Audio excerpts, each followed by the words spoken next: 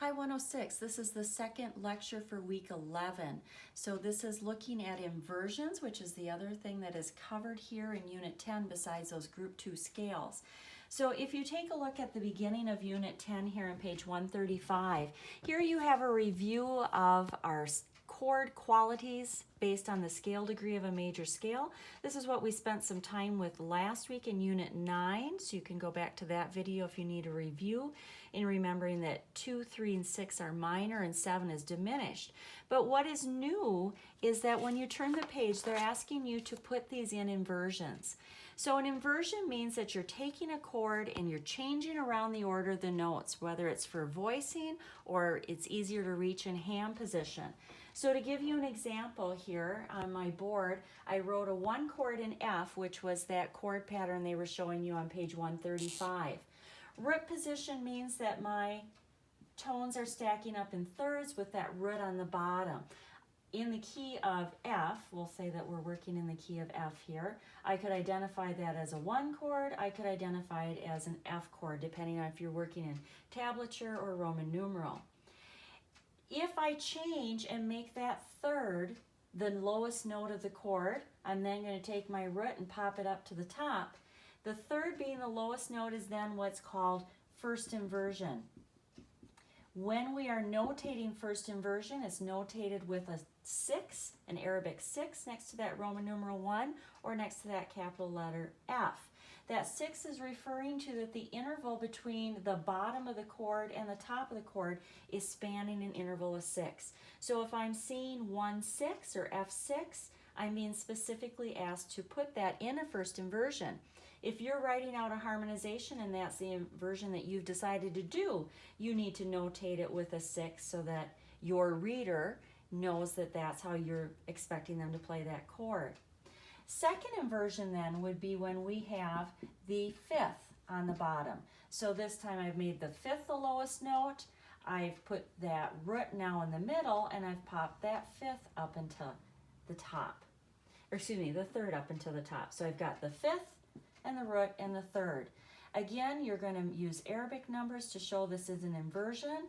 This time a 4 is joining the 6. It's referring to the fact that you've got an interval of 4 and then an interval of 6 in the way that you are stacking those tones of that chord. So I encourage you to add this to your practice with scales and arpeggios. So if I was working in the key of F, such as my triads of the key down here in 135, try to incorporate all of your technique practice into one.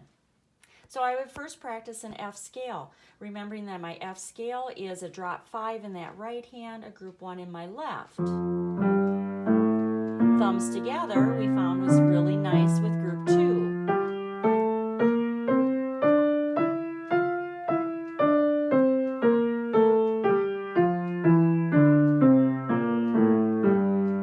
Then I would take it into my arpeggio practice, knowing that my key color of white to white is dictating 5, 4, 2, and a 1, 2, 3.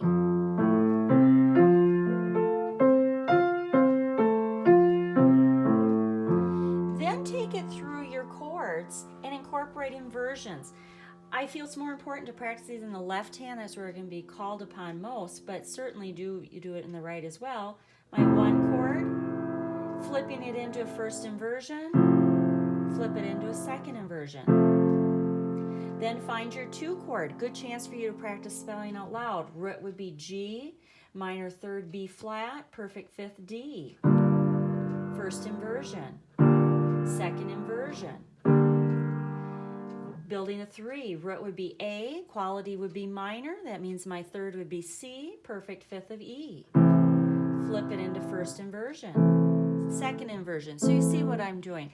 They of course give you some suggestions for keys to go through. You should be working through all of your group 1 and all of your group 2 scales with this. Do different ones every day. Keep track of the ones you're doing so that you eventually cover them all. So that's what you're seeing here on page 136 is some inversions that you can, or patterns you can practice your first inversions in, patterns you can practice second inversions in. I encourage you to incorporate it with your technique. When you are ready then, getting into the meat of the assignment for Unit 2 here, Looking at page 144, this is a piece we'll be spending some time on in class this week. And the first step that I would like you to do is to go through and analyze your chords. You can see that it's a piece that's all built on broken chords. So the first step that's going to help you be a more efficient reader and a faster learner is to take it through, and I would even take my pencil and notate. I'm in D, I have a 1, augmented 1, then I'm going to a 6, 2, 2. Then when you are learning it, of course, no pedal at the beginning, block it. You can see that the hands are always copying each other, so block it into one chord. Starts with D major, D augmented, B minor, E minor, and so forth. Then when you're comfortable with that, it will be much easier to take this apart and have a nice muscle memory with the shape of those chords. Last thing, of course, would be to put in the pedal. Notice it's an overlapping pedal like we worked on a few weeks ago, so you should be thinking of that foot coming up on one and down on the second part of that triplet. So this is a piece we will spend some time on together. Page 145 is what your graded assignment will be this week, and we will also be working through both of these examples in class this week. So please start preparing them ahead of time. What is new is the fact that we're going to see some places where they are now going to specifically ask us for an inversion. So in tablature, in this form, instead of writing this as a D6, in tablature style, they're showing you a slash and then asking you or telling you what that lowest note would be. So in my D major chord, F sharp is the third. So if they're wanting that in an inversion, they're asking for a first inversion. So if I'm preparing my harmony, notice that this is a regular harmonization where you've got melody in your right hand and you're filling in the chords in the left hand with what's written there. So my left hand would be a D major. Then they're asking me for D major first inversion. As I go on, my A major does not have any distinction. So that's my choice then. I could move it up to a root position. Maybe I want to go to a second inversion. That would be closer. So we'll talk a lot about finding those easy positions to move in class. So you've got two places in this, what I would call a one-handed harmonization, right hand melody, left hand chords. You've got one other place where here, instead of an E minor root, they want the G on the bottom, so that means that they want a first inversion. Your book is just showing you a root and telling you to put a root. We're taking this into a full harmonization, so I'm asking you to please use a full chord. Remember that register is your choice, so if you don't like your hands this close together, you could move that left hand down. Make sure that you have first inversions where it's asked for. Your second example here on page 145 is a two-handed. I know it's two-handed because I've got a melody here alone that is sung or played by another person or layered if you're doing a recording. You are playing a two-handed down here, and they are asking for, you could do a 1, 2 and a rest, or you could fill in a chord here and do a waltz bass just like you did on your example for exam 2. Same thing here, you know with a two-handed bass, you're going to be doing just the root in the left hand and the chord in the right hand, again on beat 2 for sure, or 2 and 3 if you want a waltz bass. Notice the same thing, you've got two places where they are asking for an inversion. That means that F sharp would be the lowest tone.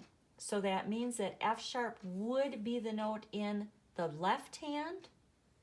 The right hand can spell it however it wants because the lowest voice, which is what they're asking us for here, is in the left hand. G major. D first inversion means the F is the lowest.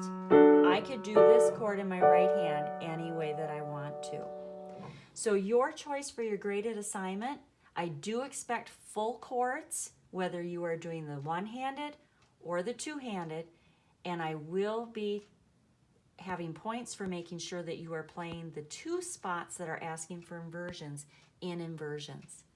The last work that you should be looking at this week is you have some sight reading examples on 146 and 147. Here we'll look at a few of these in class as well, and specifically looking at numbers 1 and 2 and seeing how by reading my inversions, again, I'm speeding up my learning process because I can see that it's starting in a first inversion and it's moving in parallel motion. So by setting up that first one in first inversion, parallel motion means that everybody's stepping. So the slowest reading would be going F-A-D, G-B-E. Instead, I'm memorizing the muscle feel of this hand. I'm watching my thumb because I know I'm traveling all in parallel motion, first inversions. Number 2, I'm traveling in all parallel second inversions. So using that not only as a reading strategy, but as a playing strategy. As you look at 3 and 4, it takes a big picture to look at the whole measure, but it's the same type of pattern. So again, we'll talk about how does looking at the whole picture read up your reading and make it more efficient and more accurate. So lots of inversion work here in Unit 10 to go with your Group 2 scales of B, F, F sharp, and C sharp that you're working on. Good luck.